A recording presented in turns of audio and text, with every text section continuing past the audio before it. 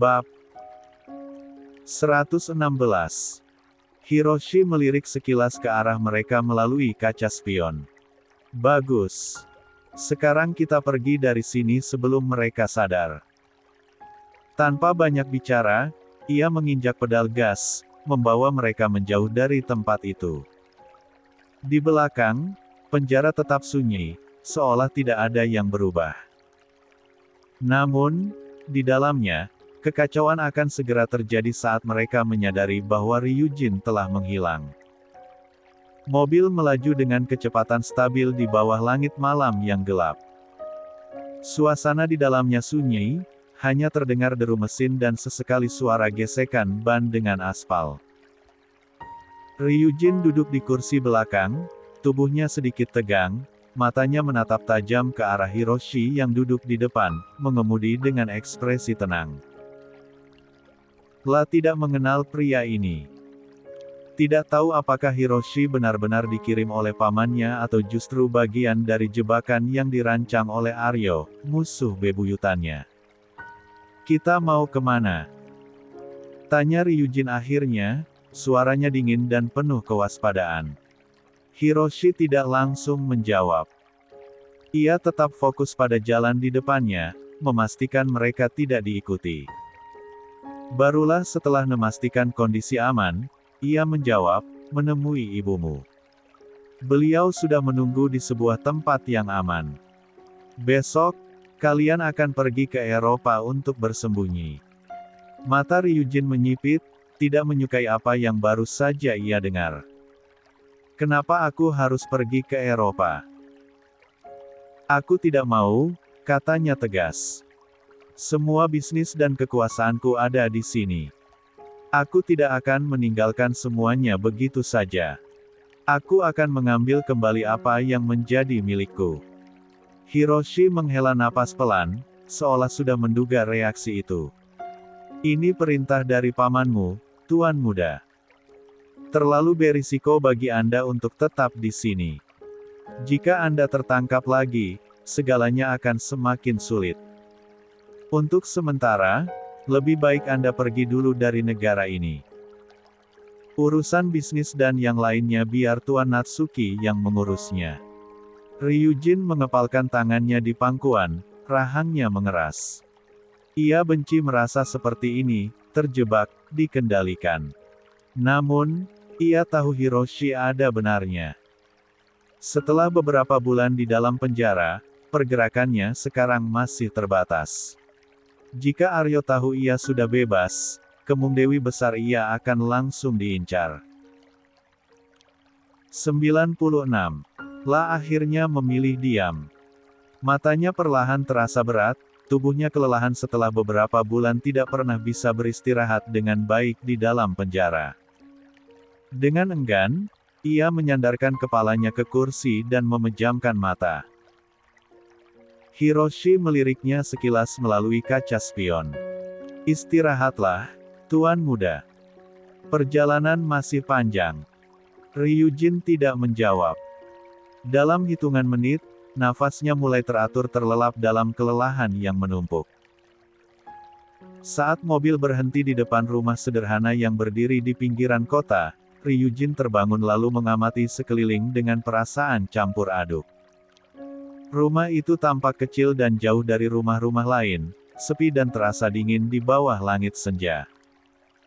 Sebelum ia sempat melangkah keluar, pintu rumah terbuka, dan sosok ibunya, Naomi, muncul dengan mata yang terlihat lelah namun penuh kerinduan. Ryu, Naomi memanggil dengan suara bergetar sebelum berlari menghampirinya. Ryujin baru saja turun dari mobil ketika tubuh ibunya langsung memeluknya erat. Naomi terseduh di pelukannya, tangisnya tertahan tapi bahunya bergetar. Ryu, Mama merindukanmu.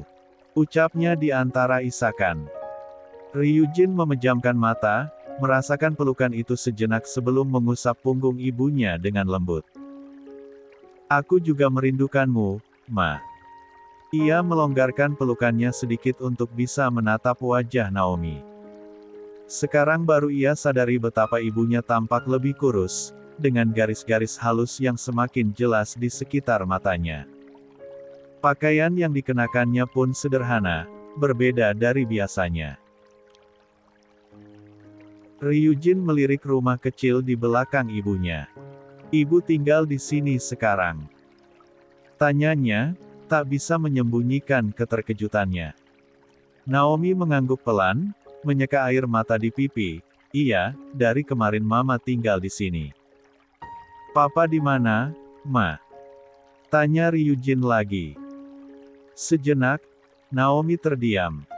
Matanya menghindari tatapan putranya, dan tarikan nafasnya terdengar lebih panjang dari biasanya. "Kita masuk dulu, ya." "Di luar dingin," katanya akhirnya, lalu berbalik menuju pintu rumah. Tapi Ryujin tidak begitu saja mengikuti. Ia tahu ibunya sedang menyembunyikan sesuatu. Ada sesuatu yang salah. Begitu mereka masuk ke dalam, Ryujin memperhatikan keadaan rumah itu. Sederhana, bahkan nyaris kosong. Hanya ada beberapa perabotan yang tampaknya bukan barang baru. Langit-langitnya rendah, dengan lampu redup yang memberikan suasana temaram. "Kenapa Mama di sini sendiri?" Ryujin bertanya lagi, kali ini lebih tegas. "Di mana Papa?" Naomi menghela napas berat. Ia berjalan ke arah sofa tua di sudut ruangan, lalu duduk perlahan. "Papamu?" Suaranya terdengar serak, seolah ada sesuatu yang tersangkut di tenggorokannya. "Dia memilih tinggal di mansion." "Iya, meninggalkan Mama." 97. Ruangan mendadak terasa sunyi. Ryujin menatap ibunya dengan kaget. "Apa maksud Mama?" Naomi tersenyum miris, mencoba terlihat tenang, tapi air mata kembali menggenang di matanya. "Dia memilih keluarganya.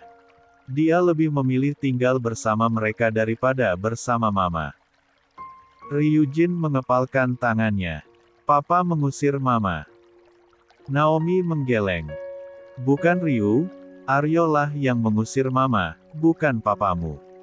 Ryujin menatap ibunya lama. Ada kemarahan yang mulai bergejolak dalam dirinya, tapi juga kesedihan. Bagaimana bisa papanya melakukan ini? Meninggalkan mamanya begitu saja. Naomi mengusap matanya, lalu tersenyum kecil, meski jelas itu hanya senyum untuk menenangkan anaknya. "Sudahlah, Ryu. Yang penting sekarang kita masih bisa bersama. Besok kita akan meninggalkan negara ini. Sekarang, kita istirahat dulu ya." Tapi Ryujin tidak bisa begitu saja menerima itu. Dia ingin bertemu dengan papanya dan membuat perhitungan dengan Aryo.